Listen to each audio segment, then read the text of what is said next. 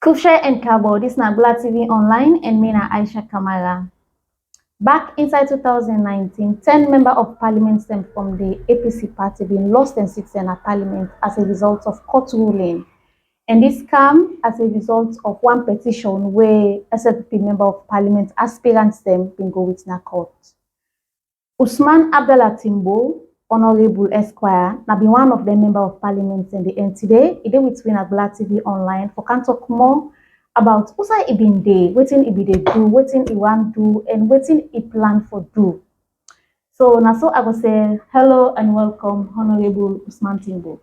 Thank you very much, Aisha, and it's a honor for me to be part of Bla TV Online and program. Okay, thank you very much. As far as I can remember, what I talk tonight, only I know about you. So tell me a small thing about you, say, like you parents and you schooling and stuff. Okay, Osman Timbo na a Sierra Leonean, we were born 1985, meaning that as I talk to you now, I am 37 years old, even though plenty people feel like I'm way younger than me looks. I'm born na Freetong, na Moritong. I attend plenty primary school, but more importantly, I attend the grammar school, Sierra Leone Grammar School.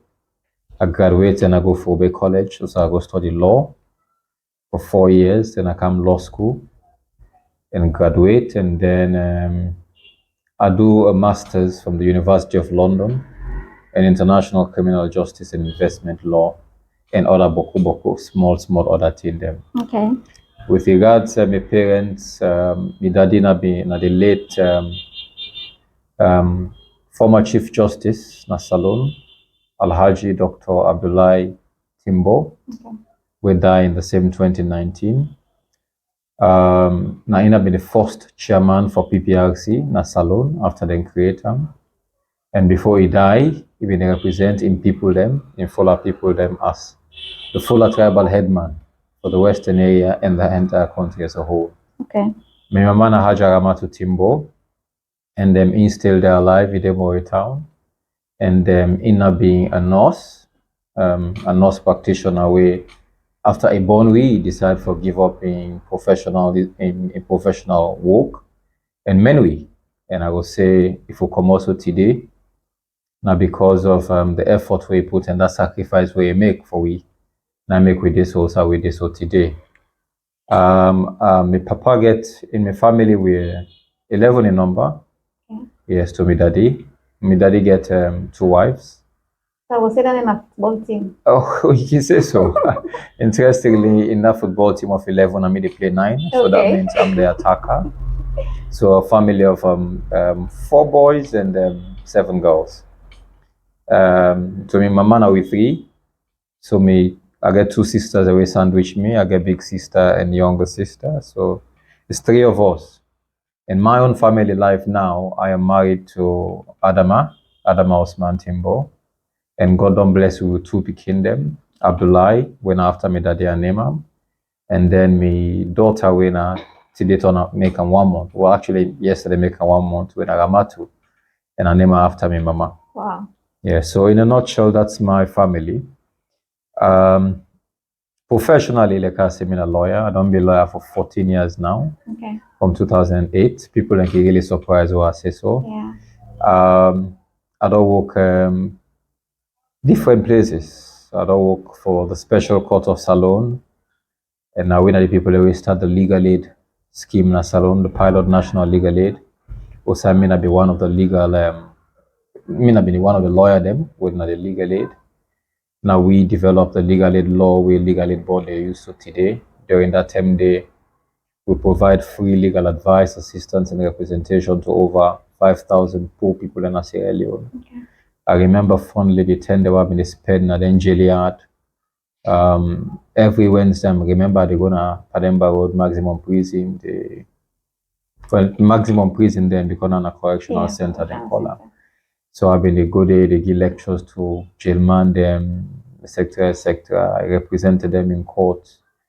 Well, because the Constitution say an accused is presumed innocent until proven guilty. So we help them And from there, I returned to private practice. Me and Solomon Jamiru, when are the Deputy Minister now of Information and Communication. We've been run we own farm. First I've been Solomon Jamiru and Co. Then from there we turned on to J&T Solicitors.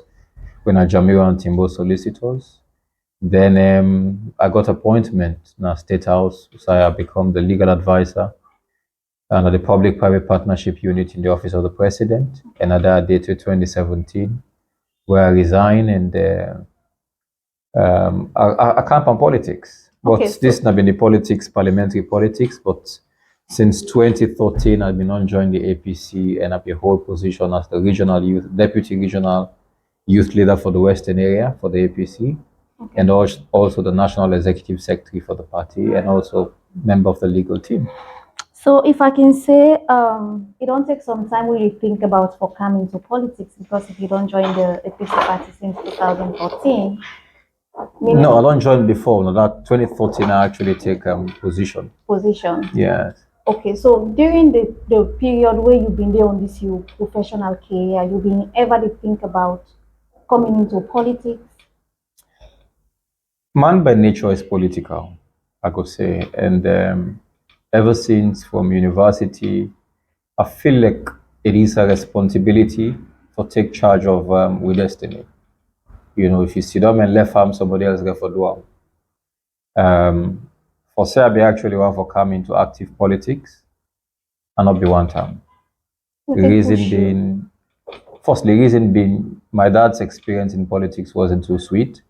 So my papa on you not be want me from politics because he not be want a repetition of waiting be happy with them.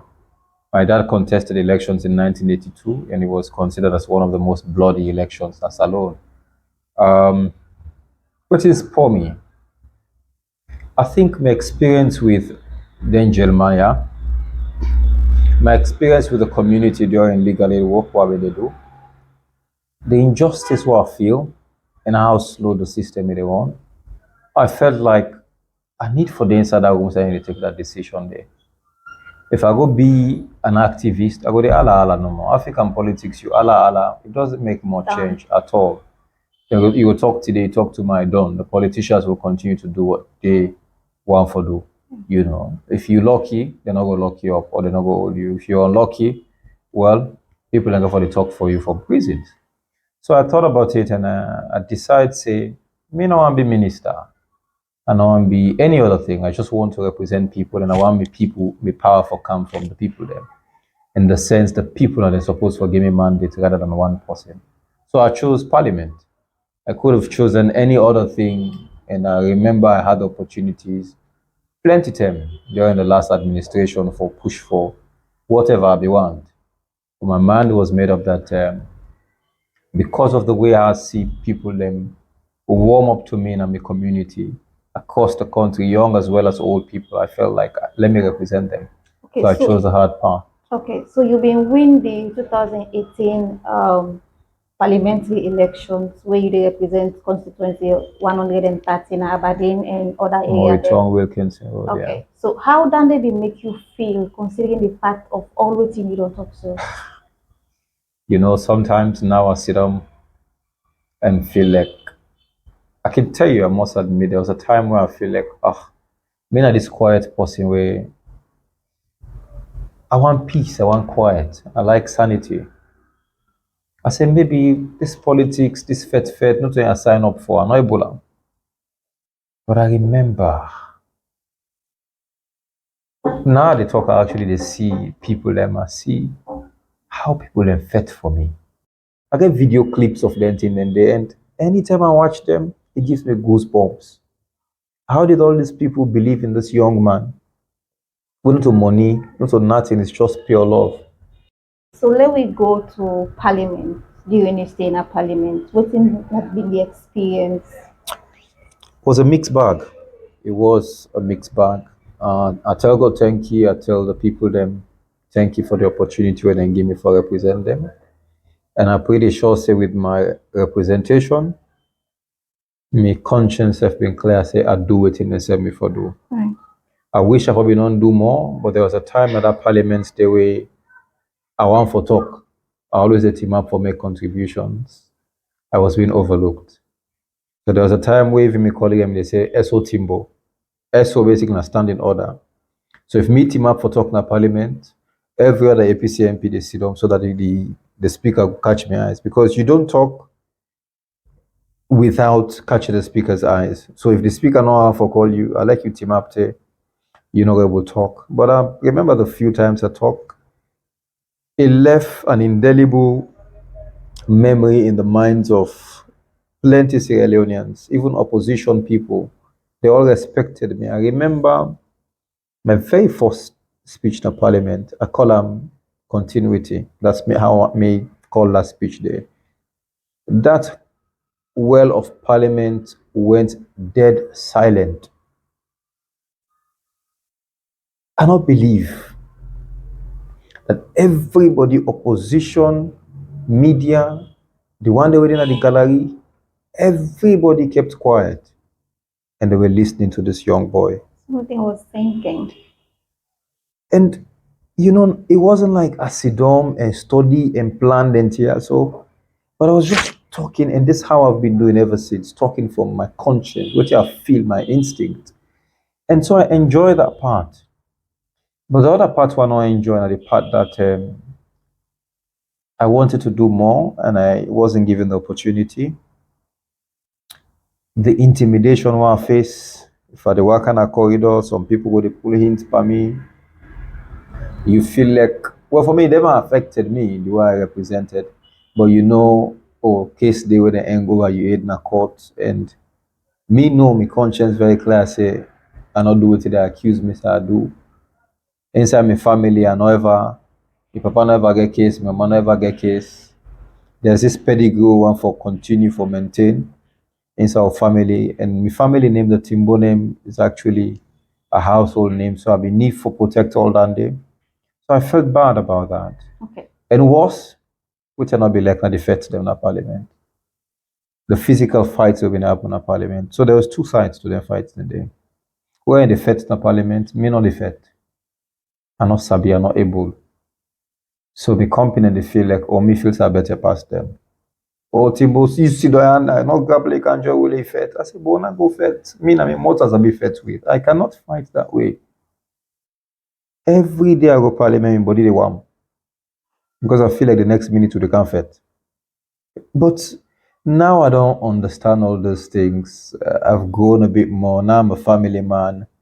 Um, I would just want to focus on what I do and then move Salogo before. Okay, so how the pull with them be pull you in a parliament they affect all of the dreams for representative people? Um, I must say, I lost a bit of my confidence at the start. Lost my confidence in the sense I don't build a character and a reputation for myself over the years, an unblemished one way, an Augustine. How many people will really understand what happen at that court they forbid and believe say this man not do what they accuse and say he do? I felt bad. I felt bad more for my papa name than even myself. It's a family name, like I told you, the Timbo name. Not to me, not to my papa. Now their own papa, then they start all this good name, and I wanted to always protect that name and be a very good example for my younger ones, and even the Pekin who don't they born now inside the family. So for me, them pull me that way, them pull me so. I felt bad. I lost a bit of my confidence. I went into my cocoon. I go inside my shell. But at the end of the day, being a prayerful person, I realized say this God who they serve, you know, they make mistake. So you think they pull you unjustly? Even whether somebody say otherwise. Okay. I know. So you don't think say that they also come as a contributing factor for the fact say you know one of the strong voices from the opposition party in a parliament? People have been saying that, but I feel say it starts for cook from during the election campaigns. This young man get all this support. This young man was on TV, on radio. I was doing the presidential debate, the youth category. So Maybe I make myself known too quick. Like when they say snake we won't go they hide. Maybe I'll not be hide myself at the time. So that was it. So how you want to come back into politics? Also, you been there after all of this, removing you from parliament. Also, you been there all along. What thing did happen? Okay, so when I say come back, I don't mean like I come back to politics because I never left. Right. But I'm just returning to national politics. That's it. So national politics, if you're taking a role inside your party, it's a national party that you've taken part in national politics. Okay. If you intend to vie for parliament again or any other position, then yes, you're also in national politics. So that is what I mean. I'm returning. Okay. I'm coming back. So that's You it. remember as I've been inside my shell. So inside that shell there was me introspecting and also seeing how I can make myself and the machine what they use for national politics better. So with regards to myself, I try to build a family, which for me is the most important thing. Na my source of happiness. So months after them pull me, I'm married. I'm married to somebody who I consider as my best buddy. And I not even they feel that pressure where some man can say, oh, married difficult, married this, married. I can tell you, I'm in a very happy place, and God bless me with a woman who is a me woman and me wife. Like when somebody say, you married person, you man, Yeah. but this one I'm a woman, I'm married. So we are happy. We see ourselves as friends. We play, we laugh. We honestly, it's not just as a wife. She's my friend. She's my now the Congo Sato. Now we do everything.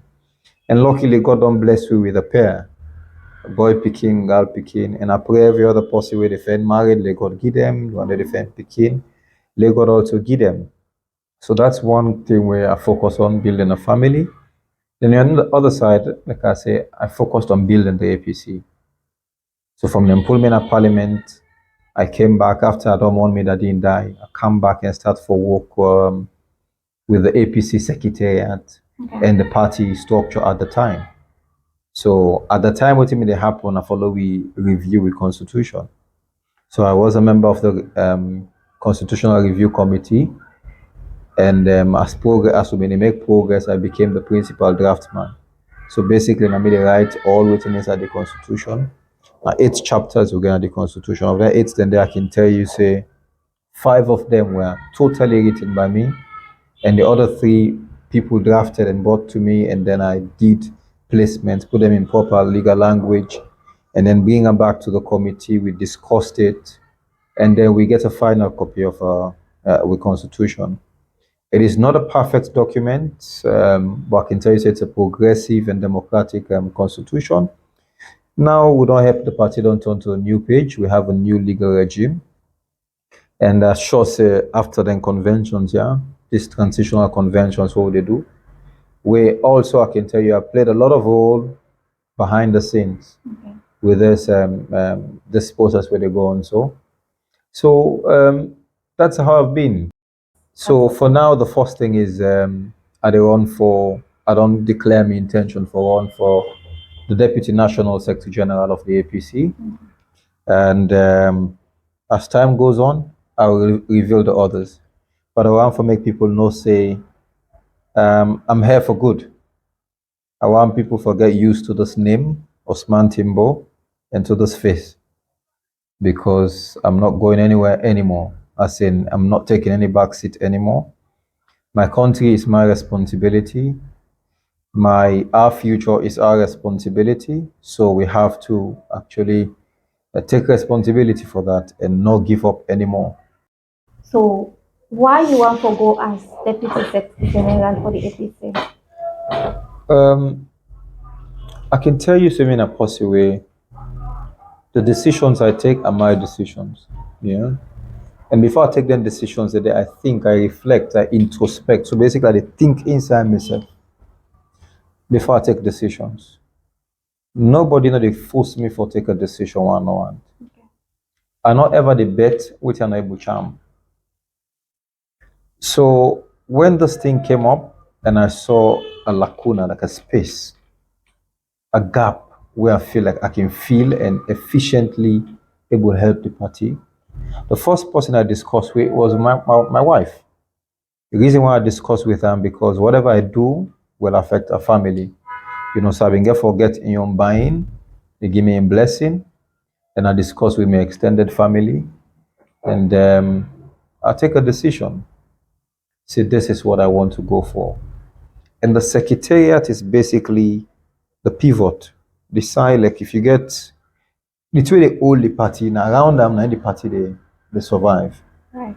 So with my experience as a lawyer, my experience in administration, my experience with the constitution, because now the laws them of the country, the laws of the party, now we go for the use for do, and now the guide, the thing that we go for the do for run the party. And also the fact that I've been with those people for some time. They know me, I know them. We're comfortable with each other. I know plenty of people by name and face. So I felt like I can play a role. But I cannot be the National Secretary General. Because some people ask me, why not the National Secretary General? Because you don't serve the party for so long. Number one, I don't feel like I'm ready properly for take that position. Because that position then a full-time job. If you're the head of the administration of a political party, almost every other thing what you do becomes secondary. You get for run the party, you get for sit down there. I mean, a young man, I not sabi corruption, I not sabi nothing. I believe in hard work. So I still believe, say, I want to continue for being a lawyer, or rather they make me small for make us survive. Whenever I need for work for the party, I am there. I will make that time. I will able balance. But for say I will able to sit down at that party 24 hours every day of the week for run the administration of the party on a full-time basis for 3 years, I don't think another the best thing. It's not like I don't feel I'm competent enough to be the Secretary General of the party, but I feel like let me take that step and learn. May I rather lead from the back than I lead from the front. I'll give you an example. Maybe I'm being long, but I remember in Parliament and in administration of the constituency in a Parliament, I was the first member of Parliament who do my constituency development board. We registered it. We opened an account for it. When we sit on our meetings, in a round circle, because nobody's head, we're all equals. We ensure, say, the religious sects, the tribal, not the tribal, the chief, the way they get representative, the young people, the women, the political parties, and get representation inside this body as well. And then imagine where I am, the councillors and self been there, me and the councillors, we were not the head of the board. Okay. None of us. We be elect somebody else or be the head of the board. Interestingly, the person who elect, now be a pastor, now be a reverend. Now we elect as the head of the board. So me, as much as I was the member of parliament, I'll be one for then a place where you get somebody else we're all accountable to. So that's the same way how I intend to do this within the party. It's not like, oh, I want for can be deputy secretary general, I'll be the number 2 man at the secretariat, or be this big national officer. It's not about that. Quick one, what are your chances of winning the deputy secretary general for the APC? What are your relationship with other party members? I am very, very confident. Very, very confident that I will win. I will win. And I can tell you, say, it will get to that point where the others will see the clear signs of this, and then they will just say, okay, Honorable Timbo, will always support you because you're the fittest person for this. So I'm very confident. I'm not scared. You get any intentions or plans for go back now parliament if possible? I get every intention for represent the people of this country anywhere. I don't say I want elective politics. So let they elect me for that be. I just want for represent, and I want for represent through elections. Okay. So, like I say, I take a step at a time.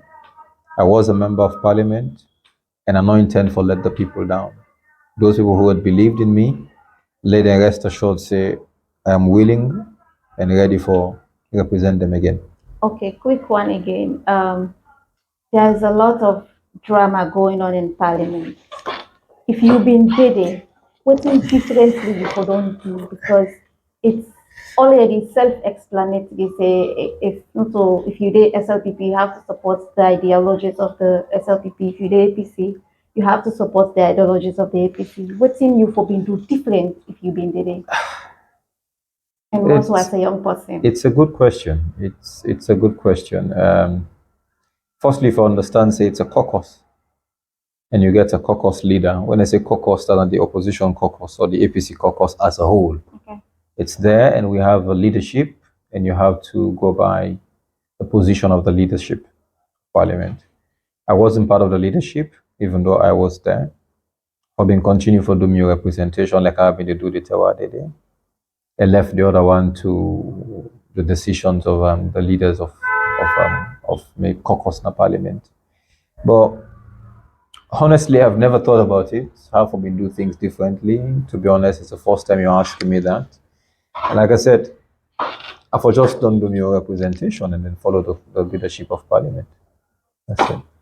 Okay, so now waiting go be your message to Sierra Leoneans. Let me just say specifically young people, somebody will go to listen to you and want to go really inside politics, but maybe they think say you get for follow certain ideologies before they accept you. What you go want to say to such My people? message is one of hope. Hope firstly to every Sierra Leonean, whether you're young, you're old. They will not give up. They will not give up. Some people say, oh, Salon past 60 something years, and the same thing all these years. I remember I did do another interview yesterday, and I tell people, say, the APC not bad, the SLPP not bad. The bad people and they within the party are. Plenty people they shy away from politics. And I put myself now, maybe take that risk for other people for let them know, say, yes, young people can do it. You don't have to be corrupt. You don't have to be, you don't need to forget a very bad character. You can be a very clean slate. You can be a professional. Or you decide, say, yes, you want to contribute. Also add up bring me from politics. Also because I jobless make a camp on politics. Not because I want to contribute. It's hard. I can tell everybody, say, it's very, very hard. You lost a lot of things if you really want for camp on politics. Um, your privacy, somebody go grab it, begin cost your family for what they not do. People will start making stories about you, but you get forget a thick skin. Yeah. And for me, I want to let other young people and look up to me and see me as an example for them. And I get a unique experience where plenty young people in Salon not get of my caliber. Going to parliament, then fetch me, then pull me. I still maintain myself. Now I'm back. I not give up with all the opportunities. Me being named West Africa's Young Leader of the Year 2019. Me being listed amongst the 20 young politicians of the world in 2019. But yet still I look and say, with all the opportunities where they know, this is what I want, this is my home. I have no other place to call home. Let's contribute. Politics is hard, but let's have hope. Let's believe that this is not the end for the country. Once we get good people, once we get like minds, we can make Salon a better place and we can improve ourselves. So don't give up. Hope. Believe that one day, if we all put our hands together and we take responsibility for our future, we take responsibility for our present, and we prepare for our kingdom, this country will be different.